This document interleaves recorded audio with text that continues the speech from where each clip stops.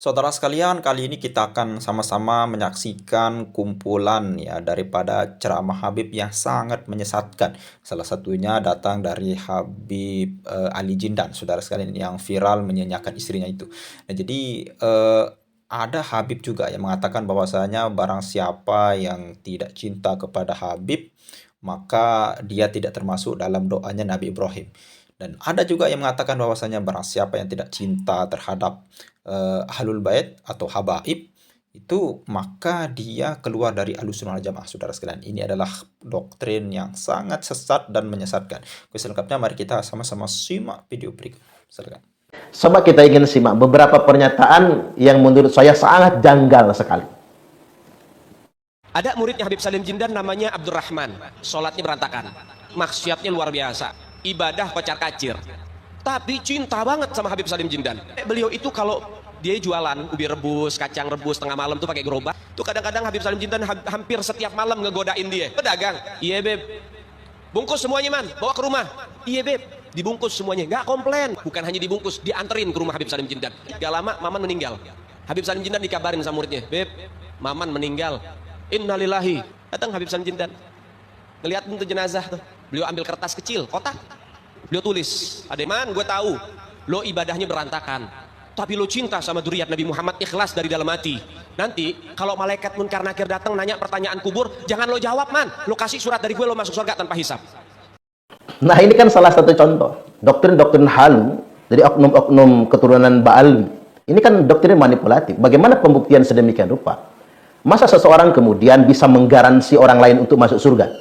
Saya jadi heran, mengapa ada orang yang bisa menggaransi orang lain untuk masuk surga? Inilah kemudian yang menjadi indikasi kejanggalan bagi kita semua. Apa pantas Bani Ba'alwi di Indonesia ini mengaku sebagai keturunan Nabi? Apakah mereka pantas? Karena pada kenyataannya doktrin-doktrin yang mereka keluarkan adalah doktrin-doktrin yang betul-betul penuh khurafat. Doktrin-doktrin yang tidak masuk akal, doktrin-doktrin yang hanya membodohi orang awam saja. Ini salah satu contohnya. Dan ini sebetulnya harus kita jawab. Ketika kita biarkan doktrin-doktrin ini berkembang, sama saja kemudian kita sudah melakukan pembodohan atas umat ini.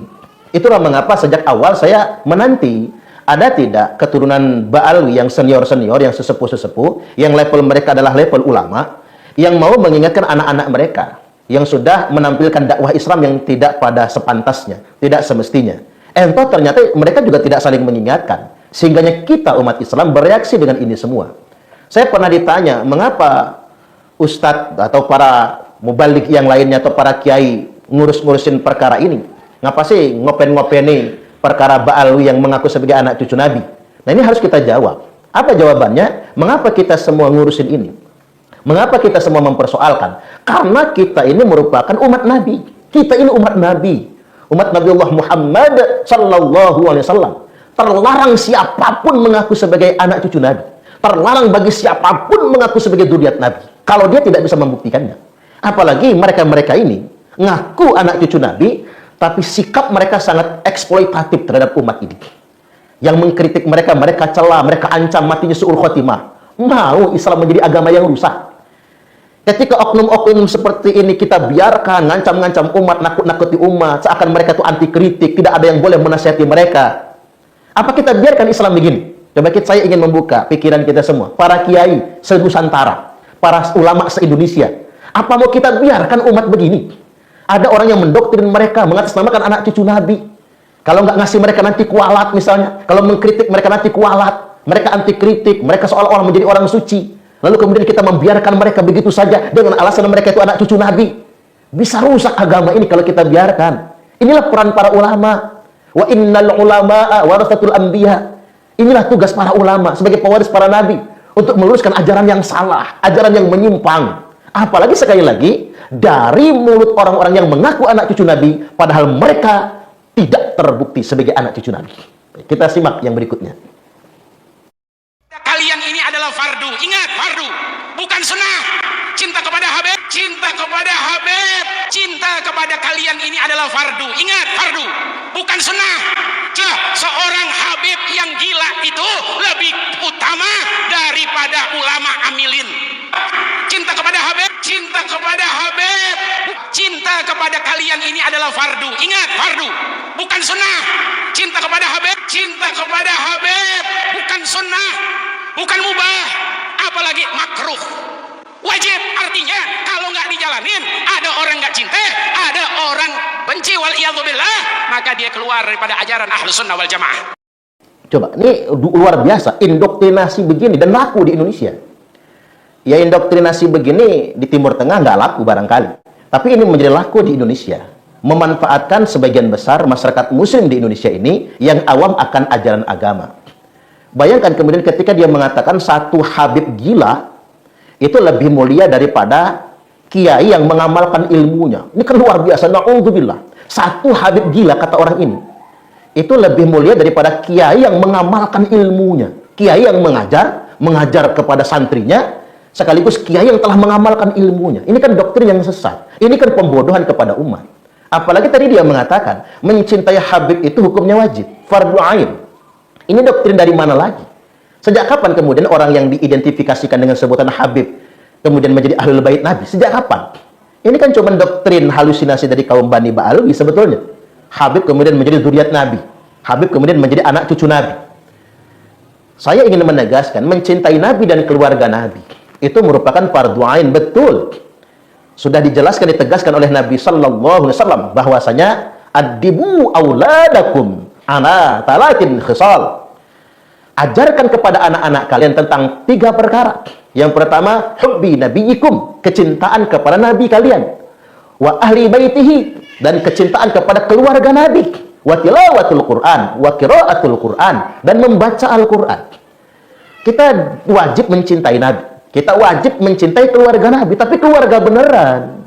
Bukan keluarga yang ngaku-ngaku. Sekali lagi saya tegaskan bahwasanya Bani Ba'alwi sampai hari ini belum mengkonfirmasi benarkah mereka itu anak keturunan Nabi, kecuali hanya mengaku-ngaku saja. Berdasarkan catatan kitab nasab, mereka tidak terbukti. Kemudian yang berikutnya, berdasarkan tes DNA juga tidak terbukti, malah melenceng jauh dari DNA-nya Rasulullah Sallallahu Alaihi Wasallam. Nah, hal-hal seperti inilah sebetulnya yang membuat kita umat Islam pada umumnya jadi curiga. Kok gini amat ya? Anak cucu Nabi kok arogan banget ya? Anak cucu Nabi kok minta diaku-aku banget ya? Anak cucu Nabi kok kelakuannya kayak gini model? Inilah yang membuat kita jadi bertanya, benarkah mereka itu anak cucu Nabi? Kok sangat jauh dari sifatnya Nabi Sallallahu Alaihi Wasallam, dari akhlaknya Nabi, sangat jauh sekali. Baik, kita dengarkan lagi video yang berikutnya. Kata Nabi Muhammad SAW, cintailah Habib. Kata Nabi Muhammad SAW, cintailah Habib. Sebentar. Ini dari mana lagi nih doktrin? Mohon maaf, beliau adalah salah satu ulama yang terkenal sebetulnya. Tapi dari mana beliau mendapatkan hadis ini? Cintailah Habib. Dari mana hadis ini? Kan pemalsuan hadis namanya. Ini bukan lagi hadis maudhu, tapi kepalsuan. Mengatasnamakan Nabi Sallallahu Alaihi Wasallam. Hati-hati loh menyandarkan perkataan kepada Nabi. Ketika kita tidak bisa menunjukkan adanya pernyataan itu dari Nabi, itu namanya berdusta atas nama Nabi. Hati-hati. Baik, kita lanjutkan. Cintailah putu kanjeng Nabi, cintailah istri-istri Nabi, cintailah keluarga Nabi, cintailah mantu-mantu Nabi, cintailah mertua-mertua Nabi, cintailah keluarga Nabi, lihubbi, karena aku mencintai mereka. Ini ada putu Nabi kok bodoh, cintai. Ada cucu Nabi kok akhlaknya kurang benar, cintai. Kalau ada orang gak suka sama Habib Rizik, saya hapus dari hati saya. Kenapa? Orang itu gak akan dicintai oleh Nabi Muhammad SAW. Membenci anak cucu Nabi Muhammad SAW, membenci anak cucu Rasulullah, berarti kita orang yang tidak dipilih oleh Allah dalam doa Nabi Ibrahim alaihissalam. Kalau ada Habib yang bodoh, cintai. Kalau ada Habib yang ahli maksiat, cintai. Nah, doktrinnya kayak gini nih, doktrin yang nggak pantas sebetulnya. Ini kan betul-betul pembodohan terhadap umat. Apalagi sekali lagi saya ingin tegaskan, antum boleh ngaku Habib, tapi antum tidak boleh ngaku anak cucu Nabi. Siapapun yang ngaku anak cucu Nabi wajib membuktikan. Tak ulang lagi nih, siapapun yang ngaku anak cucu Nabi wajib membuktikan. Kami ini semua umat Islam, umat Nabi. Kami layak bertanya kepada antum semua. Mengapa antum mengaku anak cucu Nabi padahal bukan? Mengapa antum semua mengaku anak cucu Nabi padahal tidak bisa membuktikan? Apalagi membuat pernyataan. Barang siapa yang membenci Habib Rizik, maka akan aku hapus dia dari dalam hatiku. Sebentar, kata membenci ini kan kalimat pejoratif. Saya tidak suka menggunakan kata membenci. Ketika orang berbeda pendapat bukan membenci, tapi saling menasihati, saling mengkritisi, itu baik. Jadi ketika orang mengkritik belum tentu dia membenci. Orang mengkritik Presiden Jokowi, kan belum tentu dia benci Jokowi. Boleh jadi kritik itu muncul dari sesuatu sikap karena menyayangi, karena mencintai, maka kemudian muncul kritik. Nah, balik lagi saya ingin tegaskan bahwasanya saya pernah dihadapkan dengan suatu kenyataan. Saya mengkritik Habib Rizik bin Syihab dan mengkritik Bahar bin Smith. Ketika saya mengkritik, dan kritik saya itu jelas kritik, bukan dalam bentuk narasi kebencian, tapi kritik. Jangan mendakwahkan Islam dengan cara arogan, apalagi memaki-maki, apalagi mengancam-ngancam. Tapi apa kata orang? Suparman Abdul Karim, disingkat mereka si Supa, pembenci Ahlul Bait, pembenci anak cucu Nabi. Jadi kita ini dihadapkan dengan segerombolan orang yang ngaku-ngaku anak cucu Nabi. Kesalahan apapun yang mereka kerjakan, mereka nggak boleh dikritik. Mereka nggak boleh diingatkan. Siapapun yang mengkritik mereka, mereka anggap sebagai pembenci. Saya ingin sampaikan kepada para kiai-kiai yang ada di Indonesia ini. Ayo para ulama, para kiai. Tak bisa lisan kita mengingatkan mereka. Apa karena kita takut kualat? Apa karena kita takut berdosa? Padahal kita punya kewajiban mengingatkan. Ketika ada orang-orang yang mengaku sebagai anak cucu Nabi, tapi kelakuannya arogan, akhlaknya nggak sesuai. Ini penting karena tanggung jawab moral. Ini tanggung jawab moral kita sebagai umat Islam. Kita nggak ingin Islam dinodai sedemikian rupa oleh perilaku oleh oknum-oknum yang mengaku sangat Islami, yang mengaku paling Islam. Seakan-akan sementang mereka ini merasa anak cucu, seakan-akan mereka menjadi pemilik Islam ini. Siapapun yang menasihati mereka dianggap sebagai penentang. Siapapun yang mengkritik mereka dianggap sebagai pencela. Hari ini kita ketemu jawabannya. Mengapa doktrin-doktrin dan sikap-sikap mereka justru bertentangan dengan ajaran Islam itu sendiri? Karena Allah hendak membuktikan bahwasanya mereka memang bukan anak keturunan Rasulullah Shallallahu Alaihi Wasallam. Dan ini sudah terbukti berdasarkan catatan kitab nasab dan berdasarkan tes DNA. Dan saya ingin tegaskan pada kesempatan kali ini, entoh begini. Karena ngaku-ngaku anak cucu itu adalah perkara yang terlarang. Kecuali bisa membuktikan. Apa sih gunanya ngaku-ngaku anak cucu Nabi? Mending kita semua sama mengaku sebagai umat Nabi. Saya, antum semua, kita semua Bani Ba'alwi atau bukan Bani Ba'alwi. Ayo, kita bareng-bareng ngaku sebagai umat Nabi. Karena ketika kita sebagai sama-sama umat Nabi, kita punya kewajiban yang sama untuk menjaga agama ini. Untuk menjaga nilai-nilai Islam ini. Untuk mendakwahkannya. Tanpa harus merasa punya hak istimewa. Entah nggak ada ruginya juga kok. Nanti kita tunggu di akhirat nanti. Apakah benar kita ini sebagai anak cucu Nabi? Kita tunggu pembuktian di akhirat nanti. Ketika pun tidak terbukti, ya kita tetap menjadi umat Nabi. Ketika pun terbukti misalnya, entah tidak akan rugi. Alangkah baiknya ini disembunyikan, kalaupun memang benar. Jadi sekali lagi, saya ingin tegaskan pada kesempatan kali ini, persoalan di Indonesia ini bukan persoalan yang sangat sederhana. Ini persoalan ada sekelompok orang yang telah mengeksploitasi atas nama anak cucu Nabi, seakan-akan memiliki hak yang istimewa, dan siapapun yang mengingatkan mereka dianggap pembenci Ahlul Bait Nabi. Ada masalah pada model keberislaman yang di Indonesia. Dan kita semua, para pendakwah, para ulama, para kiai, punya kewajiban untuk mengingatkan ini semua. Dan terbukti tesis Kiai Haji Imad bin Utsman Al-Bantani belum terbantahkan hingga hari ini. Harus ada catatan kitab nasab yang mengkonfirmasi apakah benar Ubaidillah bin Ahmad merupakan anaknya Imam Ahmad Al-Muhajir.